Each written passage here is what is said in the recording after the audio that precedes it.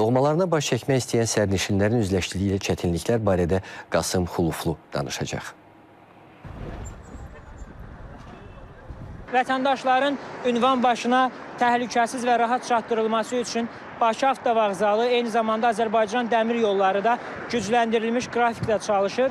Lakin mən yol boyu gəldikdə apardığım müşahidələrə əsasən onu deyə bilərəm ki, insanlar bölgələrə getmək üçün taksilərdən, fərdi avtomobillərdən, eyni zamanda mikroavtobuslardan da istifadə edir. Bu da onun göstərir ki, doğrudan da nəqliyyatda bayram günləri və tətillə əlaqədar olaraq sıxlıq müşahidə olunur. Niyyətləri bayram axşamını rayondakı doğmaları ilə qeyd etmək olsa da, bu asan görünmür. Məsələn, şəhərin cənub çıxışında toplaşan insanlar hər gələn avtomobilə əyləşə bilmək ümidi ilə yaxınlaşıb bəxtlərini sınayırlar. Lakin ya qiymətdə razılaşmırlar, ya da istiqamətləri fərqli olur. Yol onları bu bayramda da sınağa çəkir.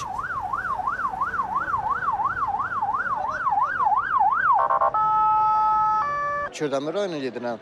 5 manat, 6 manat gedəcək yolumuzu indi hardasa bir 10-12 manata gedirik. Dayanan maşınlar aparıb bizi əyləşdirir, hətta saatlarla gözləyirik.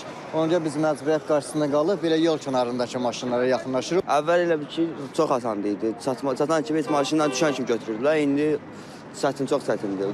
Yarım saat, 1 saat vurduyuq, elə baxırıq. Taksi sürücülərinin isə qayğısı başqadır. Onlar üçün əsas problem müştəri götürmək üçün dayanacağın olmamasıdır.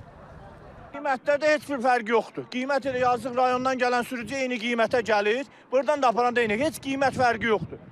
Avtovağzala üst tutanlar isə buradan müxtəlif istiqamətlər üzrə ayrılmış avtobuslar vasitəsilə rayonlarına gedə bilirlər. Əksər sərnişinlər növbə gözləməmək üçün biletlərini əvvəlcədən alıblar. Biz elə sulh hiss eləmədik. Sərbəst gəldik. Onlaynla aldıq, heç bir vaxt gözləmədik. Elə gəldik, avtobusda gəldik, oturduk yerimizdə. Hallarda olur, bayramda onsuz da olmalı da. Belə də ki, sağ olsun, Avtovağzal təmin edir, biletimizi almışıq, onlayn da ala bildik, belə də alırıq onsuz. Gəldik, yerləşdirilir, gedirik Gəncəyə. Əvvəlki günlərlə müqayisədə bir günləri biraz bayramla əlaqəli, sərnişinlər biraz sıxlığına görə rayonlara çox gediş-gəliş var. Ona görə də hamı onlayn biletlərdən istifadə edir. Əks halda sərnişinlərin çoxluğuna görə əlavə avtobuslar buraxılıbdır bütün rayonlara.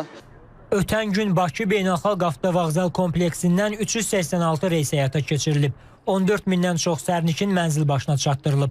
Bu, son 2 ilin rekord göstəricisidir. Adi günlərlə müqayisədə sərnişin tələbatını qarşılamaq üçün əlavə olaraq 150 reys həyata keçirilib. Sərnişinlərin 45%-i biletlərini onlayn qaydada əldə edib.